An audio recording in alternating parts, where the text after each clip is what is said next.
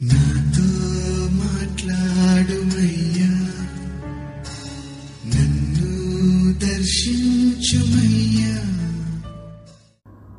మన రక్షకుడైన ప్రభు అయిన యేసుక్రీస్తు పరిశుద్ధ నామములో మీ అందరికీ శుభములు తెలియచేయుచున్నాను. ఈరోజు బలపరిచే వాక్యము కీర్తనలు 27:14 యెహోవా కొరకు కనిపెట్టుకొని ఉండుము, ధైర్యము తెచ్చుకొని నీ హృదయమును నిబ్బరముగా ఉంచుకొనుము. యెహోవా కొరకు కనిపెట్టుకొని ఉండుము. యెహోవా కొరకు కనిపెట్టుకొని ధైర్యం తెచ్చుకొని నిబ్బరముగా ఉండాలని ఈ రోజున మనము జ్ఞాపకం చేసుకుంటూ ఉన్నాం. విశ్వాసము గాలి తుఫాన్ల మధ్య కూడా ప్రశాంతముగా పయనిస్తుంది. భీకరమైన అలలు తనను ముంచెత్తుతున్నప్పుడు కూడా అది ఎవరి వైపు చూడదు, ఎవరి సహాయాన్ని అర్థించదు.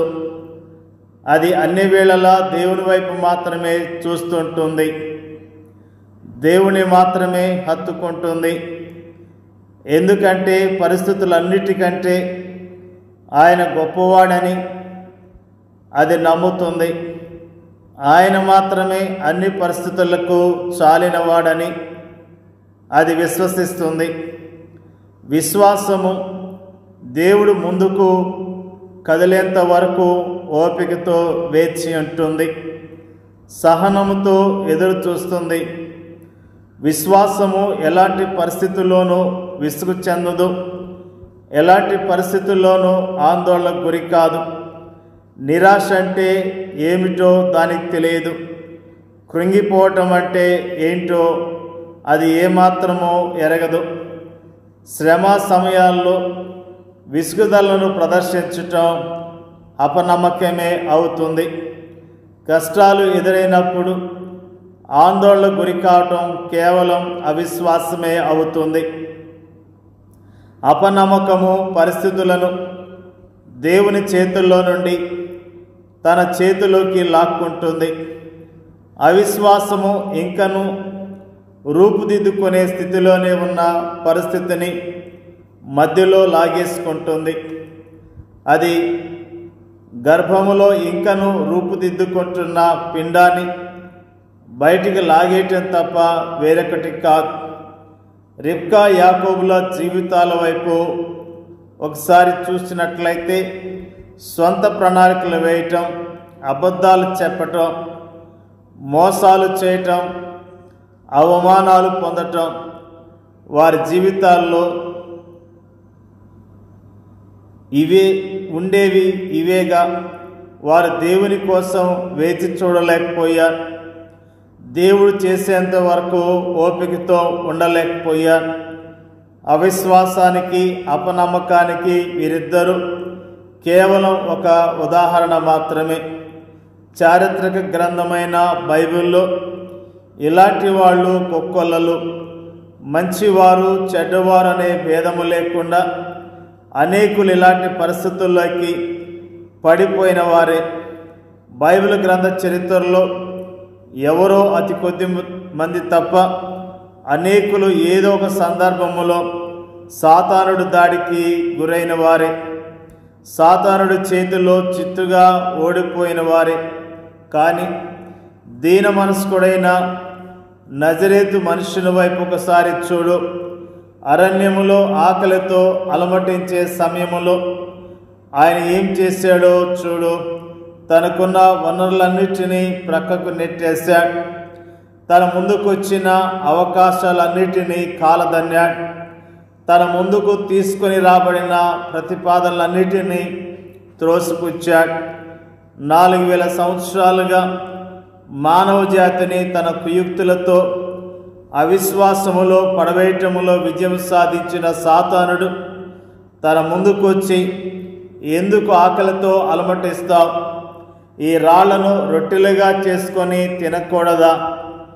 ఆ శక్తి నీకుందగా అని తనను శోధించినప్పుడు మనుష్యుడు రొట్టె వల్ల మాత్రం కాదు, కానీ దేవుని నోటి నుండి వచ్చు ప్రతి మాట వలన జీవించినట్టు జవాబిచ్చిన ఆయన ఓర్పు సహనాలను నువ్వు ఎప్పుడైనా లోతుగా ధ్యానించావా?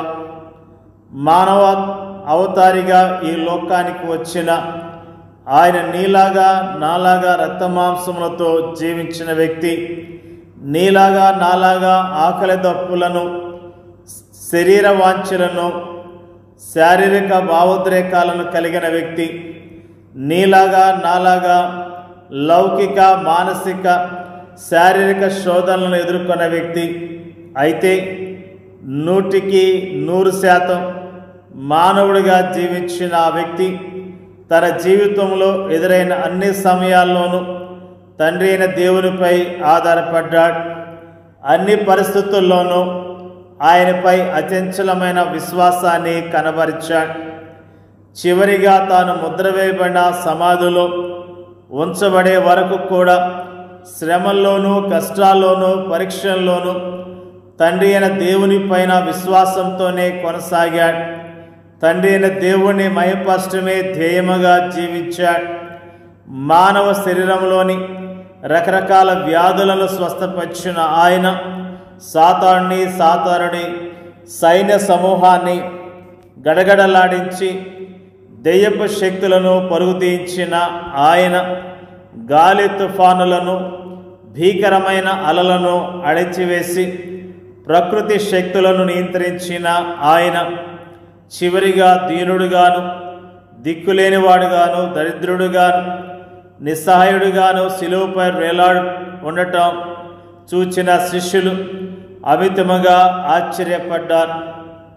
తాను కత్తుదూచి ప్రధాన యాజకుని దాసుని చెవిని తెగనరికినప్పుడు తీవ్రమైన అసహనాన్ని ప్రదర్శిస్తూ తను గద్దించిన తన యజమానిని చూచి పేతురు ఎంతగా ఆశ్చర్యపడ్డాడు. ఆ యేసు ఇప్పుడు ఎక్కడున్నాడో నీకు తెలుసా? మహిమా కిరీటాన్ని ధరించి తండ్రి అయిన దేవుని సింహాసనంపై ఆసీనుడై ఉన్నాడు. భూమి మీద తాను జీవించిన కాలం అంతటిలో ఆయన పరిపూర్ణ విశ్వాసంతో దేవునికి తన మార్గాన్ని అప్పగించాడు. దేవుడు ఆయన విశ్వాసాన్ని ఒమ్ము చేయలే సరికదా, తగిన సమయంలో ఆయన్ను అత్యున్నతమైన స్థానానికి హెచ్చించాడు.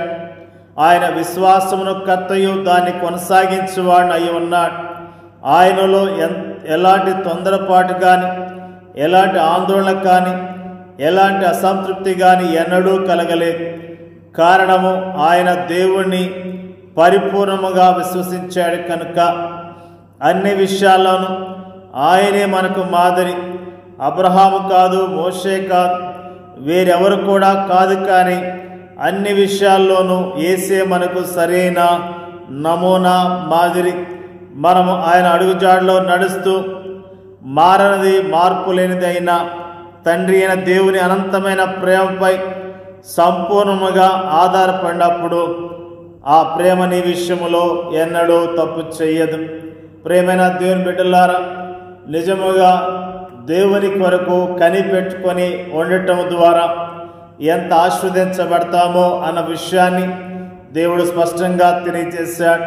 నిజముగా ఆయన కొరకు కనిపెట్టుకుని జీవిద్దాం. దేవుడి యొక్క వాక్యాన్ని దీవించునుగాక.